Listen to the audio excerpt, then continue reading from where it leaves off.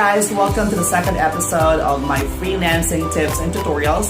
My name is VA Sherwin, stands for Virtual Assistant. So for those who are asking, what does VA stands for? So there's nothing special about it. So it only stands for Virtual Assistant.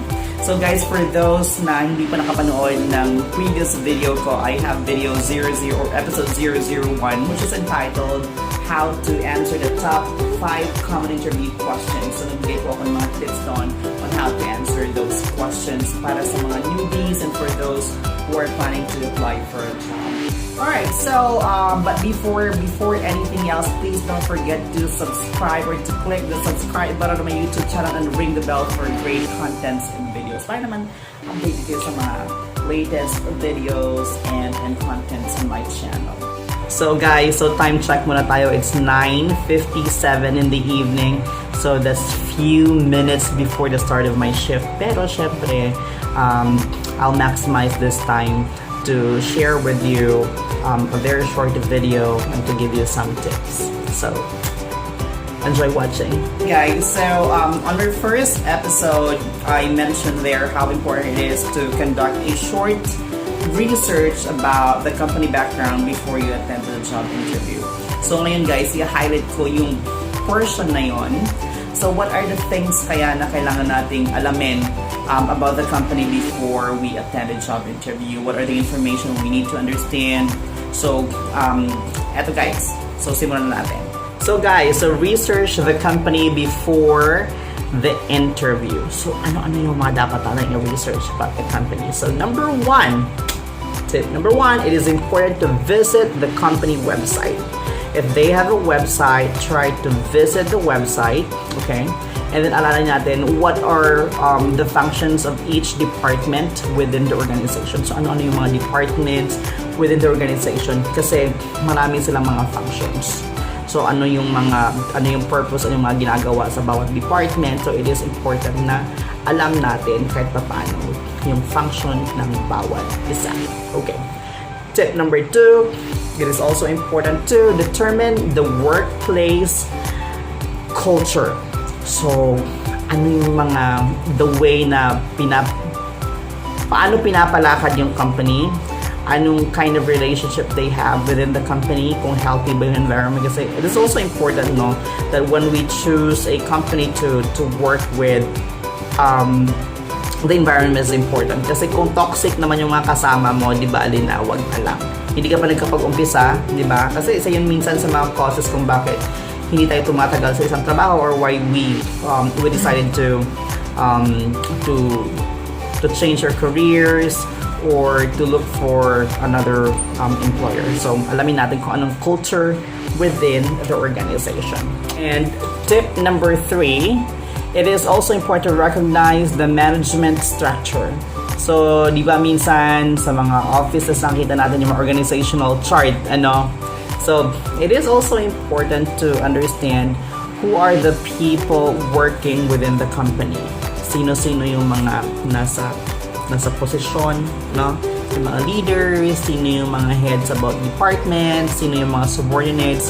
So, kasi minsan, may mga nangyari instances, di ba friend, na paminsan, syempre hindi ka familiar doon sa lugar, nakasalubong mo na pala yung magiging boss mo o kung sino man doon, and you don't even recognize them, you don't even say good morning or you don't even greet them. So kailangan importante yon na alam mo kung sino-sino yung mga tao nagtatrabaho sa loob. Tip number 4. So it is also important to assess the company's local and global presence. Ang taray ng global and local presence na yan.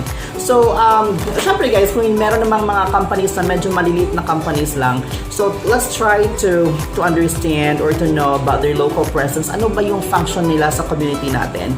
How long have they been in the business, no? Matagal na ba sila? Gaano ba sila ka-stable? Or kung if this is a big company, kasi marami ngayon guys ng mga companies na sabi natin hindi siya 100% legit, no? So ayaw naman nating magtrabaho dun sa mga ganong companies that will put our safety at risk in the future.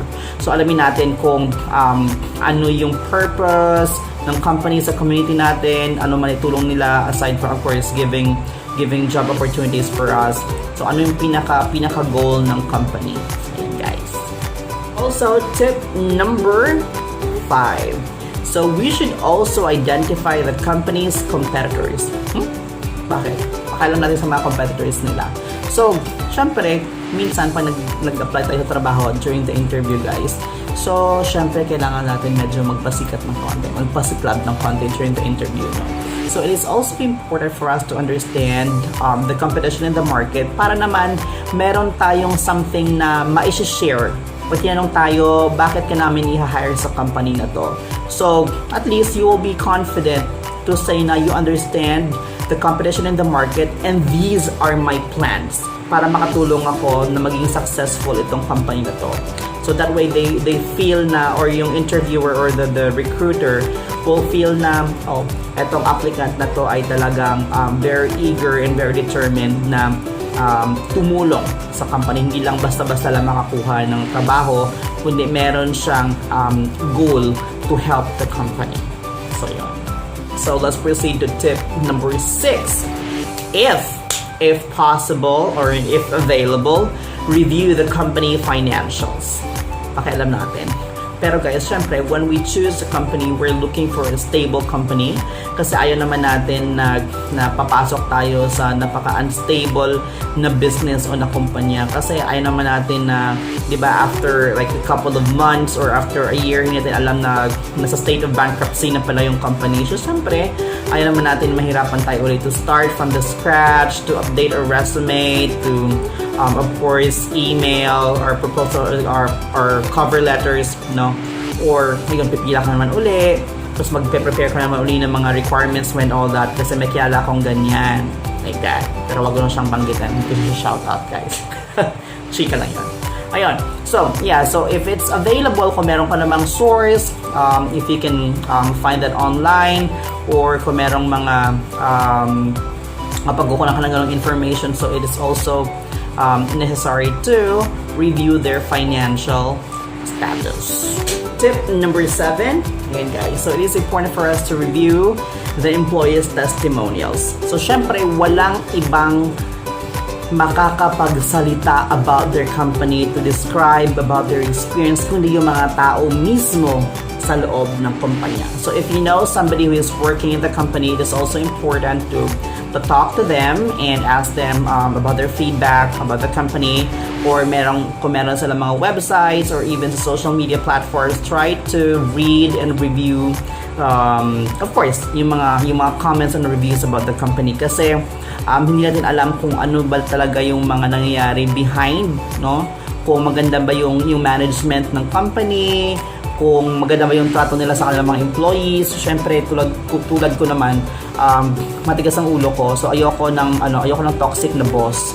So kung umpisa pa lang, alam kong toxic ka, and at the end of the day, hindi tayo magkakasundo. So di bali na lang. Ayun. So tip number 8. So minsan guys, if it's not a face-to-face interview, minsan kasi kung online interview siya or through Skype or through Zoom, minsan ina-announce naman kung sino yung assigned interviewer or recruiter who will conduct the interview. So if you know the name of the interviewer, it is also necessary to look for their profile kung meron silang LinkedIn account, yung LinkedIn guys. So it's a platform, no? Para siyang social media pa rin siya.